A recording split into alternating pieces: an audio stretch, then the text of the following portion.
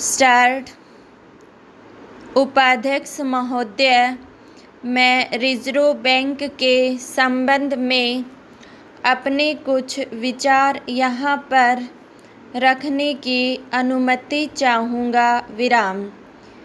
यह बड़े खेद की बात है कि रिजर्व बैंक के पास आज तक बैंकों के संबंध में जो अधिकार हैं उनको भी रिजर्व बैंक काम में नहीं लाता। विराम।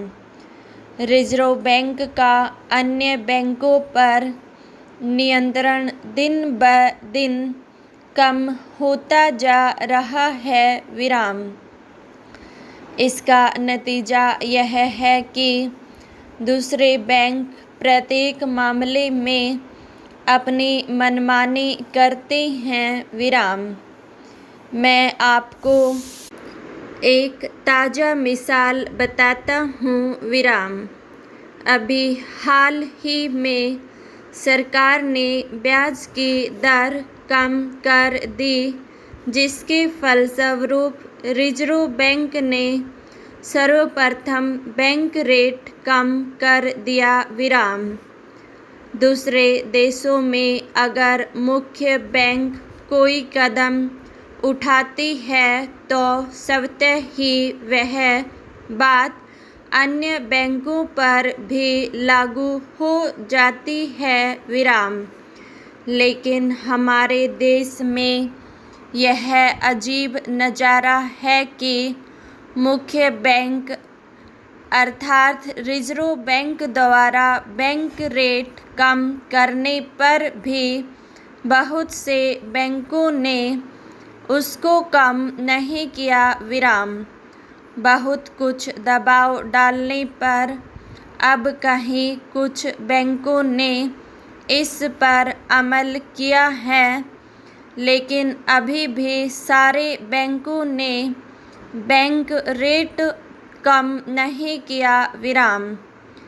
इसके फलस्वरूप ऐसे बैंक रिजर्व बैंक में कम ब्याज पर पैसा लेते हैं और ज़्यादा ब्याज पर बाहर देते हैं और इससे काफ़ी मुनाफा कमाते हैं। विराम।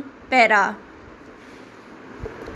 इससे स्पष्ट है कि रिजर्व बैंक अभी तक इन बैंकों पर सामाजिक नियंत्रण नहीं कर पाया और ऐसा प्रतीत होता है कि भविष्य में वह नहीं कर पाएगा। विराम।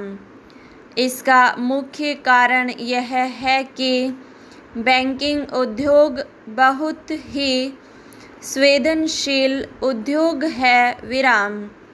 वह डूबता है तो चारों ओर असुरक्षा पैदा होती है और देश की पूरी मुद्रा व्यवस्था गड़बड़ा जाती है। विराम।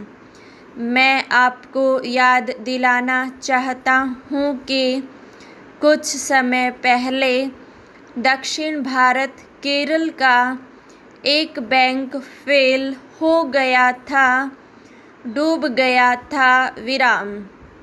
उसका असर यह हुआ कि उत्तर भारत विशेषकर दिल्ली में यह अफवाह फैल गई कि पंजाब नेशनल बैंक भी शायद डूब जाएगा।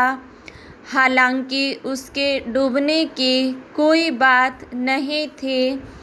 वह बहुत अच्छे आधार पर काम कर रहा था। विराम।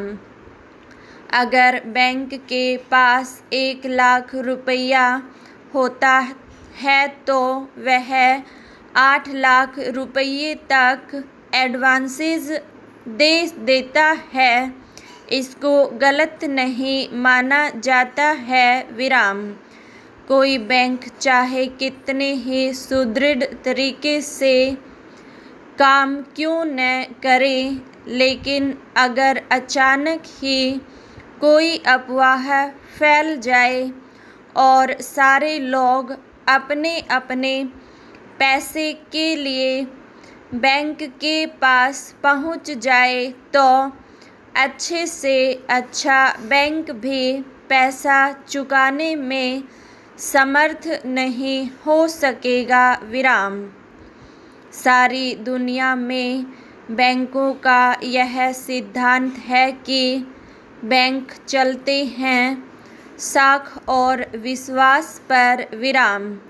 थोड़ी सी अफवाह किसी भी बैंक को डुबाने में कामयाब हो सकती है, क्योंकि यह अक्षेत्र ही संवेदनशील है।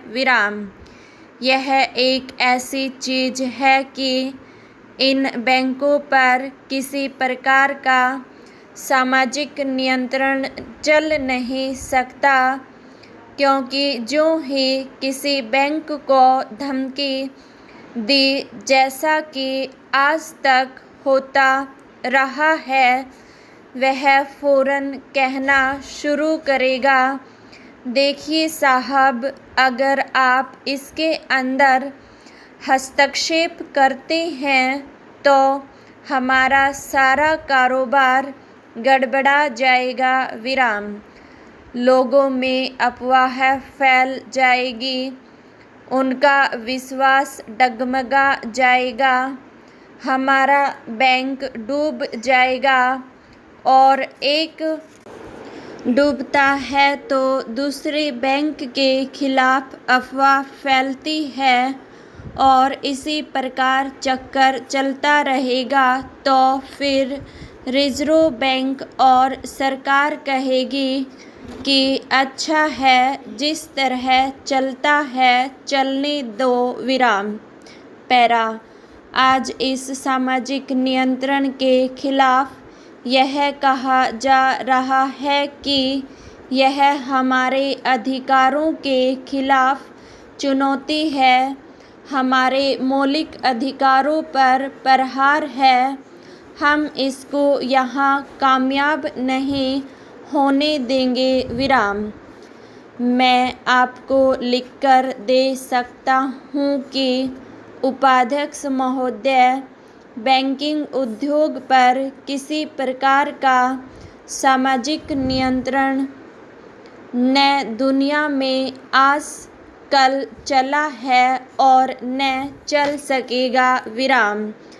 प्रश्न यह है कि मौलिक रूप से इसका स्वामी कौन होता है।